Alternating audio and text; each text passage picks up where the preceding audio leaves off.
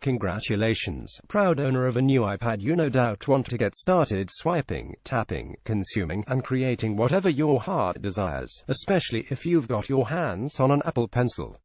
But before you jump into the App Store and fill your tablet, you'll want to change a few settings beforehand, if only to keep your cellular data from running dry, your battery from running low, and your privacy from being violated.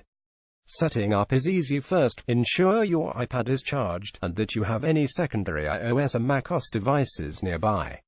If your Apple ID has two-factor authentication enabled, and it should, you may need to enter your two-factor code generated by your iPhone or macOS computer.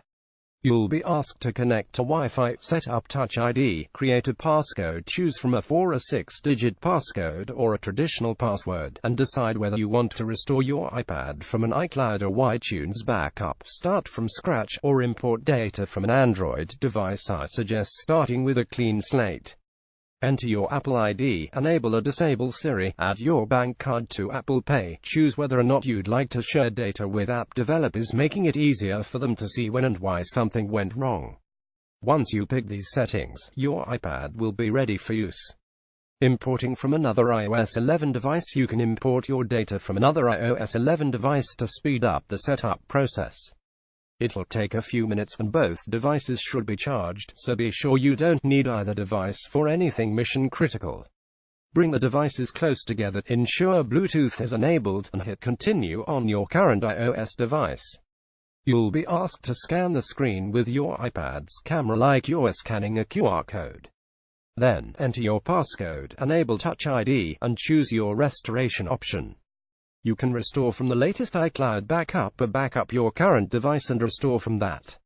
You can also transfer your Siri, location, and privacy settings already configured on your current iOS device to your new one. I'm personally a fan of setting up iOS devices from scratch. It gives me more control over which settings I'd like to keep and which I'd like to change, especially since my iPhone and iPad are used quite differently in my day-to-day life.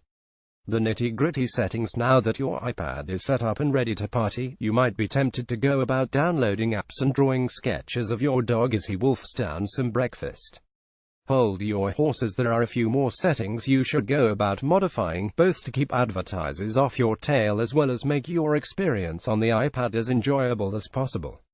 Notifications. You can set notification previews, text messages, emails, etc. to always show, never show, or only show when the iPad is unlocked. Opt for the when unlocked option. Take a trip through your notifications list to disable the ones you know you'll never use. I doubt your music app needs to send you any pressing alerts, for example. It'll spare you from uninteresting banners and useless updates. It'll also boost your battery life, since every app isn't constantly pinging the web to update you on what's changed. Control Center. You can add extra controls to your Control Center page, and customize how they appear. For example, if you use your iPad while on the couch, you can add the Apple TV remote control to have quick access to your streaming box's controls. No dinky Apple TV remote required. Do Not Disturb. The Do Not Disturb feature silences your iPad when it receives FaceTime calls or other alerts. You can set it to alert you if someone calls more than once within 3 minutes, or pick and choose who gets through your Do Not Disturb setting by creating particular groups in your Contacts app, like a family group, so your parents or relatives can always reach you. Modify these general settings. The General tab in your Settings app is where you can modify features like AirDrop, background app refreshing, and other aspects of your iPad that you'll deal with on a daily basis. You can restrict AirDrop requests to only your contacts if you don't feel like receiving anonymous photos, and who does. Modify accessibility settings so you can reduce the brightness of your iPad display at night, and add restrictions to your new device if it's for someone who can't be trusted with in-app purchases. Restrict background apps to save battery life. General background app refresh. Background app refresh is great for services you depend on for updated information. Email apps, task managers, news apps, and even podcasting apps are perfect examples of apps that take advantage of background refreshing. Of course, pulling data in behind the scenes will cost you, battery-wise. If you don't need iBooks or maps to keep updating while you're hanging around at home or playing FTL, turn them off and reclaim a bit of battery life. Add a VPN. General VPN. If you sign up for a VPN service with a corresponding app, TunnelBear, NordVPN, etc., you can configure your iPad to always connect to it. Download the VPN app, sign in, connect, and allow the app to add its VPN configuration to your list of available VPN services in Settings.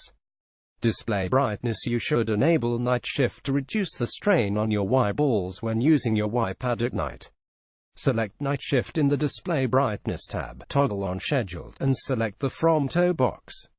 You can set the time you'd like your iPad to adjust to the warmer color spectrum, or choose to adjust based on your location's sunrise and sunset time. Siri search. If you love talking to voice assistants, you can enable Hey Siri support to your iPad by enabling Listen for Hey Siri and providing a voice print. Make sure you're in a quiet room when you speak to your iPad during Hey Siri setup. Touch ID passcode. You've probably got one fingerprint in your Touch ID database dubbed Finger 1, but you should add a few more. You can add up to 5 fingerprints, and rename them so you're aware which finger is which. To keep snoops out of your device, scroll down to the bottom of the Touch ID app passcode page and enable Erase Data, which will wipe your iPad after 10 failed passcode attempts. Privacy. Besides disabling location services for apps like the App Store, you can restrict location data from individual system services. If your iPad isn't doing much traveling, or lacks cellular data support, you should disable the cell network search and compass calibration options, as well as the list of product improvement options that use your location data. You can also restrict the number of targeted ads sent by advertisers by selecting Limit Ad Tracking in the Advertising tab. iTunes App Store. By default, your iPad will automatically download updates, but you can configure it to download music, books, and apps installed on other iOS devices by toggling the automatic downloads option for each. Accounts. Passwords. Here's where you'll want to add any accounts you use to manage your email, calendars, or notes. You can sign in with your Exchange, Google, Yahoo, AOL, or Outlook accounts, and set them as the default accounts to use when adding things to your list of reminders, your calendar, or when sending emails through the Mail app. Apple Pay Cash. Want to send money to friends in iMessage? Enable Apple Pay Cash. Enter your Apple ID password, and follow the on-screen prompts. Mail, calendar, notes, and reminders. You may have signed in with your Apple ID, but you probably have an extra account or two you're using instead of iCloud for things like managing your email or calendar. After you add your extra accounts to your list of online identities, you should go through these apps and select the default location for new reminders, notes, calendar appointments, or sent mail. Sounds. Please turn off your keyboard clicks and lock noises. No one wants to hear them. Image credit in T-Photo Flick.